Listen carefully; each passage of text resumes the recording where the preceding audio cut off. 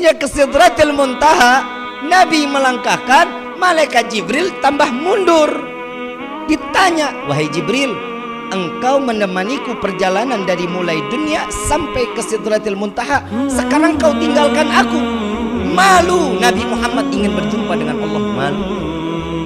Yang undang Allah, tapi Nabi tahu diri bahwa dia seorang hamba, tidak pantas berjumpa dengan Allah dengan keseleboran. Bil hubbi talqakal budur dhaifal amani was surur fika al ataya wal ujur ya marhaban zainasy syuhur. Nabi SAW sampai ke langit ke-7, 7 juta tahun. Logika, mungkin atau enggak? Pakai logika nyampe? Gak bakal nyampe. Harus diyakini dengan Kenapa? Karena Allah telah mencatat di dalam firman-Nya, Subhanalladzi asra bi abdihi.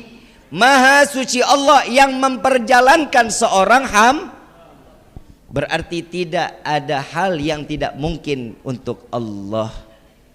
Ibu bapak datang ke tempat ini atas izin siapa? Allah. Bukan kemauan sendiri, hatinya keinginan, tapi langkah tidak berarti di dalam langkah, maka tidak akan sampai ke tempat yang mulia ini. Maka Allah Subhanahu wa taala menggerakkan kita seluruhnya untuk berada di dalam yang di tempat di mana tempat ini disucikan oleh Allah, tempat yang dimuliakan oleh Allah. Alhamdulillah. Kalau perjalanan Nabi 7 juta tahun, ada nggak sih Bib ilmu yang dipakai tapi kita harus dengarnya dengan iman, nggak pakai akal? Contoh, tahu air pipis, air seni tahu? Air seni itu najis atau suci? Najis. Jika air seni terkena pakaian, kita ambil air, kita elap, kira-kira air yang pakaian kita boleh dipakai? Boleh dipakai lagi? Gak boleh. Kenapa? Karena najis. Karena najis. Orang yang memiliki wudhu lalu dia membuang air kecil, cara mensucikannya dengan cukup berwudhu, selesai. Nggak wajib mandi. Air mani, tahu air mani? Tahu air mani ya? Saat air mani keluar, terkena baju, kita basuh, dielap, bajunya boleh dipakai lagi? Boleh, karena suci. Air mani itu suci tapi tidak mensuci.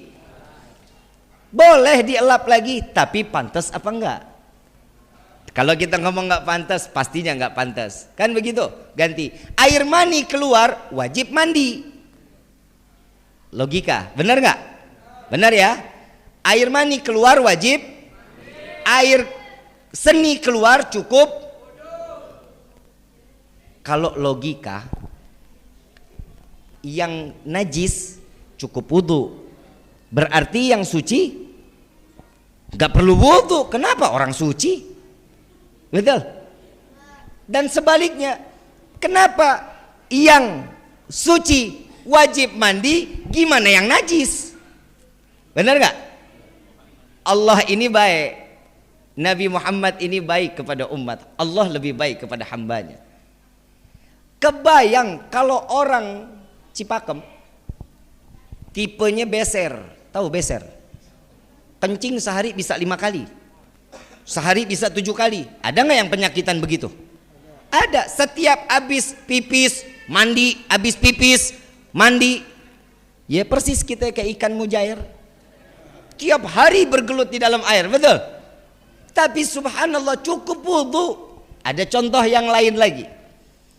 Kalau kita punya wudhu, buang angin, batal nggak wudhunya? Yang keluar dari atas atau dari bawah? Dari bawah. Selesai buang angin, kita wudhu nggak? Cara menyelesaikan kesucian cukup dengan berwudhu. Nah, yang dibasuh muka atau bujur? Jawab nih yang benar. Muka apa ini? Kan yang buang angin ini. Kenapa ini yang dibasuh? Karena saat kita buang angin, ada bunyi atau nggak punya bunyi, yang malu yang mana? Ini. Makanya yang dicebokin muka. Paham? Masuk akal nggak? Nggak bakal masuk. Orang yang buang ini kenapa ini yang dicebokin? Gak masuk akal, tapi wajib dipahami harus dengan iman. Begitupun Isra wal Mi'raj Nabi Yuna Muhammad sallallahu alaihi wasallam. Yang undang Allah. Kalau saya kan yang undang Pak Kiai. Dijemput pakai kendaraan buruk. Saya datang sendiri. Disambut panitianya. Ketua panitianya malaikat Jibril. Jenderalnya malaikat. Ini siapa ketua panitianya? Halo? Kepala desa ada ya? Kepala desa ada. Biar enak kitanya. Kalau Pak Kiai takut kualat. Ketuanya kepala desa. Ngejemput ngedampingin juga kagak. Betul. Kalau zaman sekarang dijemputnya pakai Alphard, Lamborghini, Ferrari. Emang pernah lihat loh? Pernah masuk ke dalamnya? Sarwa aing enggak. Dijemput kendaraan istimewa yang mengundang Allah, yang pakai pendampingnya jenderalnya malaikat. Panitianya seksi konsumsi, seksi dakwahnya, semua para anbiya dan rasul ditunggu di Masjidil Aqsa. Jadi acaranya di Masjidil Aqsa tuh hari. Diundang makannya di Sidratil tuh. Kalau di sini kok dikasih makannya di mana? Palingan sekretariat. Kan? Ini diundang, asupan makanannya apa? Rahmatnya Allah. Kasih sayangnya Allah. Saat malaikat Jibril membawa Nabi sampai ke Masjidil Aqsa, semua para anbiya dan rasul bertanya-tanya, "Ya Jibril, siapa ini orang?" Nabi Adam nanya, dijawab sama malaikat Jibril, "Wahai Adam, tidakkah engkau mengetahui engkau disebabkan diciptanya engkau karena manusia ini?" Siapa dia? Dia adalah Muhammad sallallahu alaihi wasallam. Oh, ini orangnya yang begitu saya diizinkan untuk membuka mata, yang terpampang la ilaha illallah Muhammad Rasulullah. Ini dia orangnya. Nabi Musa nanya lagi, malaikat Jibril, ini siapa? Ini Rasulullah.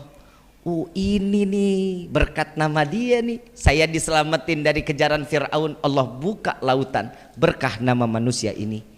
Dan di dalam riwayat Said Muhammad bin Alwi Al-Maliki, beliau mengatakan, jika seluruh anbiya dan rasul tidak dapat memandang wajah Nabi, maka dari itu Nabi dan Rasul tidak akan dimasukkan ke dalam surganya Allah. Karena memandang wajah Nabi dijumpakan oleh Allah di Masjidil Aqsa, maka anbiya dan mursalin wajib masuk ke dalam surganya Allah. Wajahnya Nabi membawa satu keuntungan untuk para anbiya dan rasul. Sekarang siapa? Para kiai, para alim ulama, pandangin baik-baik. Kenapa? Karena memandang para alim ulama, memandang para kiai, para fuqaha, maka sesungguhnya sama seperti dia memandangku, kata Nabi Muhammad sallallahu alaihi wasallam. Orang yang melihat para alim ulama, orang yang melihat kiai, itu pasti hatinya tergetar untuk makin taat ibadah kepada Allah. Berarti dia masih dititipkan iman oleh Allah.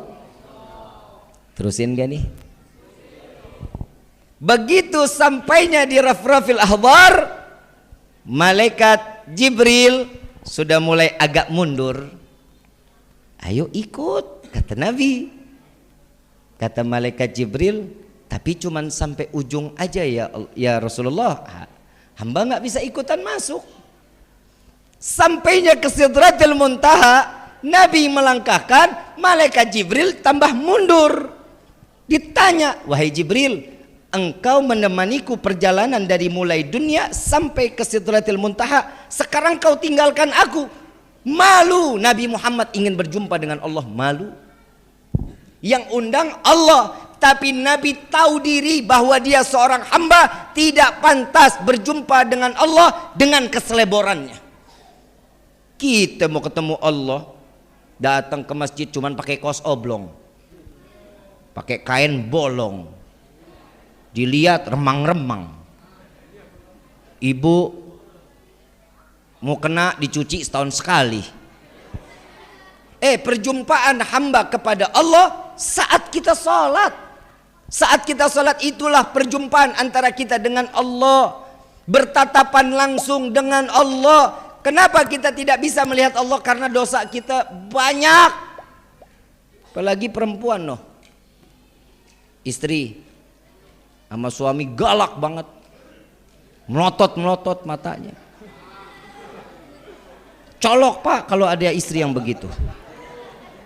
Bu, ibu boleh punya sorga di bawah telapak kaki, tapi ingat ibu kan nggak bisa masuk sorga lewat kaki. Bisa nggak? Kecuali pintu Doraemon. Sorgaan kan begitu ya. Ibu bisa masuk ke dalam surga, kuncinya ada sama siapa?